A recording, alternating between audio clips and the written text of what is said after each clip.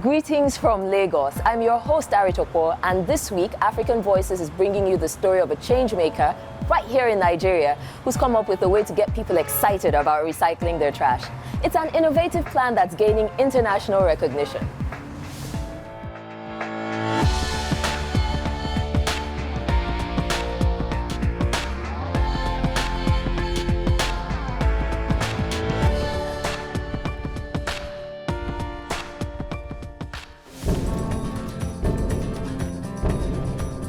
Make it easier for Nigerians to recycle.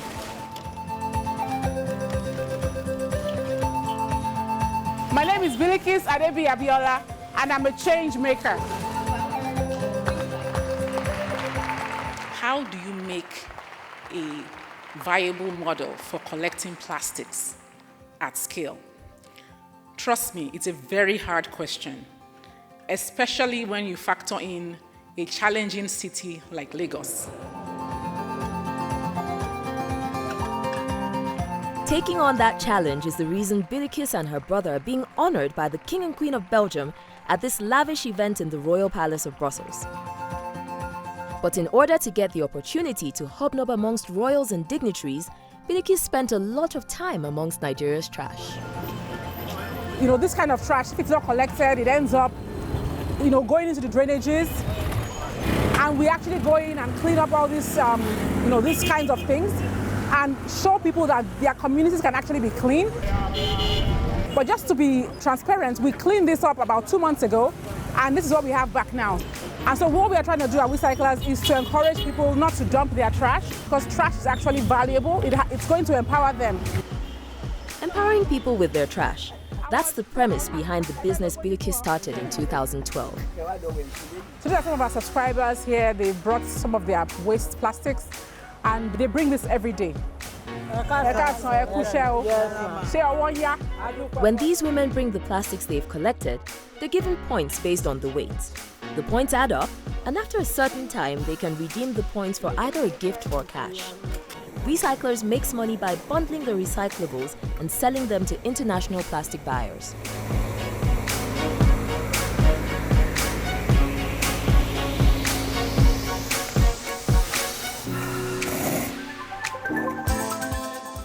We first met Bilikiss a couple of years after she started the company. Wecyclers, our goal is not just to become a huge company and be rich. It's to help people get out of poverty, show them how to improve their lives in some way or the other. And if we can do that for just one person, we would have been able to beat our expectations. So we said, okay, we're going to figure out a way to collect that trash and sell it. Back then, the company consisted of just a small staff who collected trash on bicycles. We had zeroed in on the demographic. We knew that we didn't want to do the high-income people. We wanted low-income people. And even at that point, we had gotten a location. So the government gave us a space. And we had already found the location. And we were just ready to run. So in July, we came back to Nigeria. And we just started building the first bicycles. So at that point, we had been working for 3 months collecting trash. So we collected plastic bottles, pure water sachets. And so, wanted to now sell plastic bottles. And we had a lot. At that point, we felt, the whole place is full. So we told the buyer to send his truck, and he was nice enough to send his truck. And I remember because the truck could only take 500 kilograms. So we followed the truck to the factory, and we're very excited. They weighed the truck, and we're ready to collect our money. And it was basically, they said they were buying 25 naira per kilogram, and it was 500 kilograms. So that was 12,500 naira, which is about $83. And that was for about 2 months of work. We were paying staff salary, we were paying for different things. So it didn't make any sense. It was crazy. So I asked him at that point, I said, okay, how can I make more money from you? And he said, the best thing you can do is get a baling machine. And the baling machine, you can actually compact it. And, when I come and pick it up from you, you can get more into the truck, and I'll pay you a bit more money.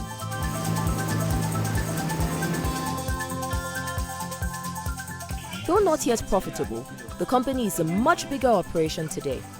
So Wecyclers now, we've grown. We have hubs which are basically where the waste that we collect gets sorted and baled before we sell it to recyclers.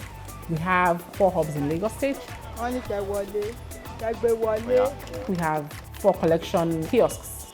So we've also extended the model to the point where we have a kiosk in various communities, and those kiosks are just collection points that the communities can go and drop off their waste. We also have trucks that collect waste. Now we have actually a compaction truck. We have about 150 or so employees. Now we collect over 100 tons of just plastic alone every month, over 100 tons. So this is the Wecyclers head office. This space here was initially meant to be a car area, a parking lot. But when people found out that Wecyclers was here, they started bringing in their trash. This actually represents about 3 tons of trash, and that's on the average what we get on a daily basis.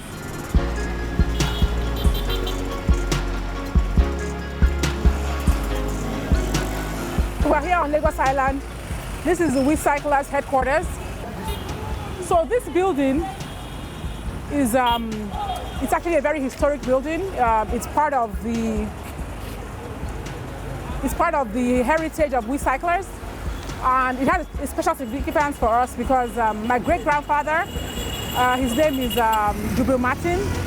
He was one of the first lawyers in Nigeria. In fact, I think he was the first Muslim lawyer, one of the first Muslim lawyers. And this was his home. So my dad, our dad actually grew up in this home. And when we came back to Nigeria, we were really worried because the house was falling into disrepair. And so when we had the opportunity to rent it and take it over, we did. And we've been able to take care of the building and make sure that the memory of all the people that developed this place are not forgotten.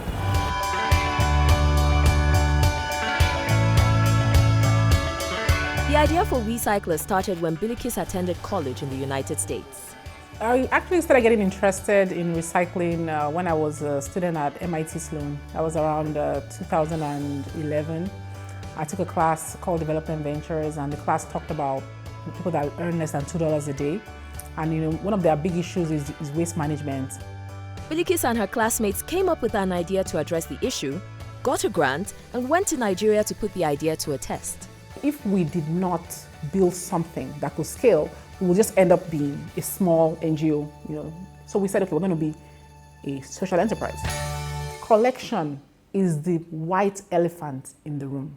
It's easy to set up a recycling plant, but if you don't have a collection network where you can actually collect the trash in a reliable fashion, then it's dead.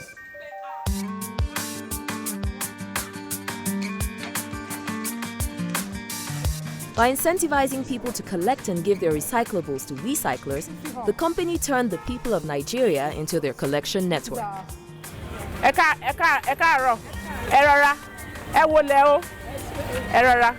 So she's bringing in our trash, and this is kind of what we get on a daily basis. They feel like they own the business, which is good. So the thing about Wecyclers, it's a community business, so we want to make sure we're very close to the community. It's her love for her community that turned a class project into a company that's received international recognition.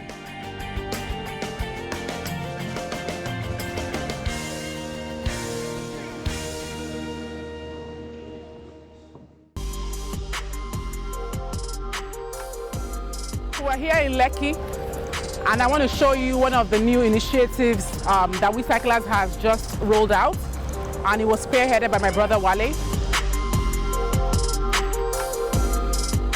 Wale. So this is my brother Wale. He's the new CEO of Wecyclers, and he's been doing a good job. Years after starting and running her recycling company, Bilikiss decided to hand off control of the day-to-day operations. I got a call from the governor of Lagos State. He offered me a position to run the Lagos State Parks and Gardens Agency as general manager, because I'm able to serve Lagos and help to fix our climate change issues. Bilikiss is still the majority owner and remains involved. So I help, Wecyclers, I give advice, I give support, and anything I can do, I'm always there. You are cousins or brother? Cousins. We have a very good relationship. We've been very close from childhood. There was a time when I had very short hair and somebody thought that we were twins because we were the same size. So we were very close and I trust him. And I know that he actually wants me to succeed. And when you have that kind of person that's running your company, it's like you can't have it better than that. I've been with Wecyclers for about 2.5 years. What really drew me and really made me decide to stay with Wecyclers and work full-time was seeing some of the workers, so the sorting ladies that would be working, they work for relatively low wages, but were able to be committed to their job and really be dedicated. And I felt committed to actually being part of that initiative. With an engineering background, Wale has come up with new ways to more efficiently collect trash. We came up with an idea to actually start putting in kiosk locations at various areas whereby people can actually bring the volumes to us, so more inbound volumes. And part of that expansion is also investing in a compaction vehicle like we see. It's like a conventional garbage truck, but we actually use them to compact plastic bottles and aluminum cans to really compress them enough so that we can transport them more effectively. Even with new investments, they still have to navigate issues beyond their control, like bad roads. I wish it happened less often, but from time to time they have some logistical issues. I think here in this case there was some sand where the driver parked in there and didn't realize it could sink. But from time to time you do have logistical issues and you have to find a way to sort them out. So by either finding a proper towing mechanism or getting the team together to try to get it on stock.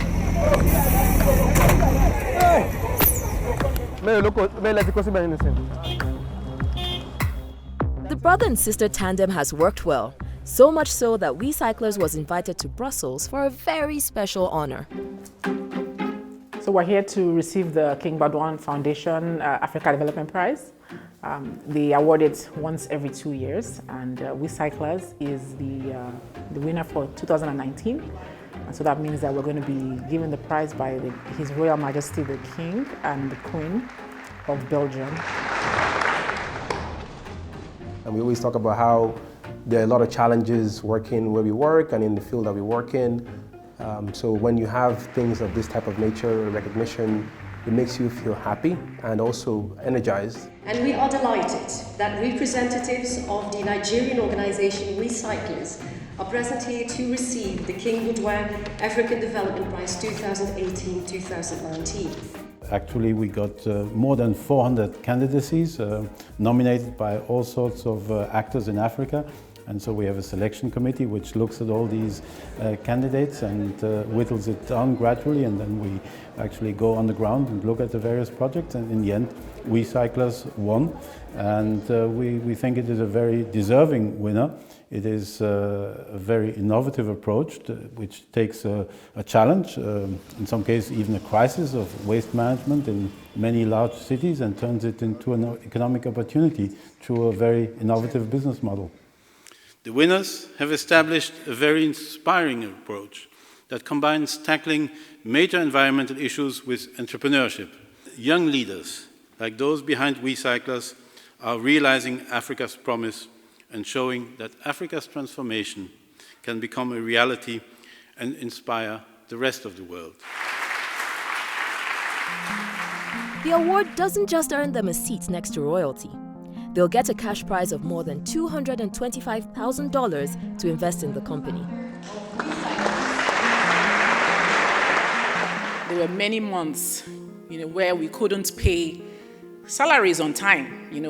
I remember being scared to go to the office because there was no money. But we're very, very lucky because the staff, regardless, they would still come to work, and they would still work because they believed in what we were doing. We at Wecyclers, we're going to use those funds to expand, invest in more trucks, more hubs. So we're going to be able to spend money on important things that would make us a better company, and make ourselves more attractive to investors. But King Baldwin Foundation is actually helping us to go to the next level. We're also trying to put together a plastic coalition. It's called Fair Plastic Alliance. Wecyclers and one of our partners, Stereoplast. And we're going to take that all over the world and get people to join us together to build a network of collectors and recyclers that are passionate about solving this plastic problem. And hopefully we can build a worldwide network that people can feel comfortable about supporting. Bilikiss believes the impact of Wecyclers will lead to even greater honors someday. We are proud, we are happy. We hope this is going to be the beginning of many, many great things for Wecyclers. Hopefully, we'll also get a Nobel Prize. Hopefully. Thank you so much.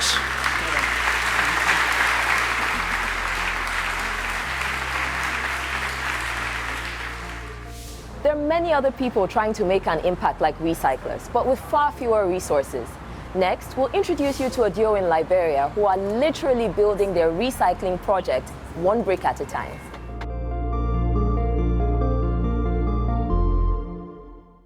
We are creating a way to turn Liberia's trash into bricks. We are Abraham L.B. Freeman and Bacchus Robert, and we are Changemakers.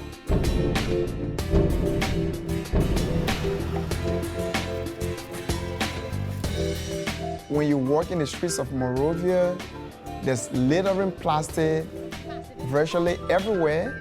There's not any much awareness from community level that solve plastic problem. Bacchus and I thought that there should be some idea out there that could solve this problem. We are Changemakers because we did not say someone would do this for us before we take action. We use our own personal resource that is not much, but we have dedicated a portion of our personal resource to solving environmental degradation. So I feel that this makes us a change makers in Liberia and make us change maker in the world.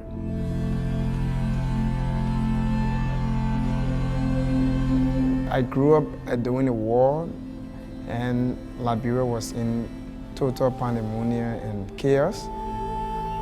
Liberia today is a country, shame to say it, but one of the poorest countries in the world.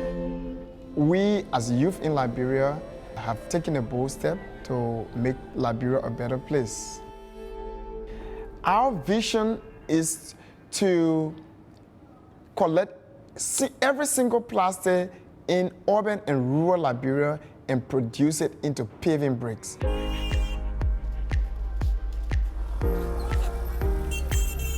And so, Environmental Rescue Initiative, or ERI Liberia, was born with Abraham Freeman and co-founder Bacchus Roberts at the helm. We are downtown Monrovia. As you can see in the background, this is one of the many garbages we have in town. Our big plan is to be able to convert these plastic bags into bricks. And over the years to come, what we want to do is to teach young people around Liberia to be able to recycle their plastic bags. Bacchus and Abraham are colleagues at the Liberian hydropower plant. They carpool to and from work together every day. And it's during their commute that the idea for ERI was born. We both have full-time jobs. Bacchus is the health and safety manager at Liberia's only hydro project, and I am the environmental officer at the hydro. So from Monday to Friday, we go to work. The weekend, that's Saturday and Sunday, we use it voluntarily to solve the plastic problem in our community. They started this initiative last year, launching their pilot project from Jamaica Road, a slum community in Monrovia where Abraham is from. Welcome world, welcome to Jamaica Road. This is where we live. This is where we've started a pilot project to recycle waste plastic into paving bricks. At the beginning of every week, we distribute these plastic collection bags to households in these communities. We come at the end of the week, collect the bags, take the plastic bags to our production site, First, we weigh them and then burn them into our pit. Later on, put a proportion of sand into it. And after 30 minutes, we'll have our bricks that are produced from plastic bags. So in total, we have made over 40 bricks. And we have sent some of them out to people as sample so they get to see what we do. Bacchus and Abraham run ERI Liberia in their spare time, using their personal resources. And while their output may seem small, their impact is significant. We have targeted 40 households on every week. When you go in Jamaica Road where we are piloting, every household in that identical vicinity no longer litter plastic. The place is clean. So this is Jamaica Road English and Arabic School. Our plan is to tar the entire pavement here with the bricks we have made from plastic bags. For them, this is just the beginning. Each of our bricks is removing more than 666 plastics from our environment. So tell me if we have the opportunity and the resource to produce, let's say, 200 bricks every weekend or every day. Just imagine how many plastics we'll be taking from the environment. Liberia has almost 5 million, and so it's our dream to reach every household in Liberia to ensure that our plastic are turned into paving bricks or turned into a resource. It's an ambitious goal, but Abraham and Bacchus are up for the challenge.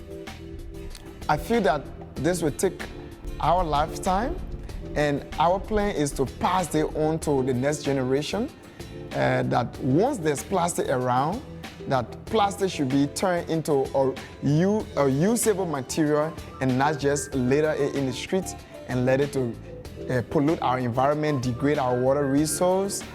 We are asking every youth to be an agent of change in your community, because I want you to take this 10-year role you play in reserving or conserving the environment is worth your time on earth. That's what we believe.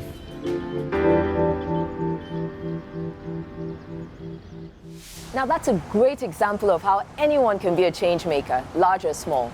Let us know what you think about these and other change makers we featured on our social channels. I'm Ari Tokwo. See you next week for another episode of African Voices Changemakers.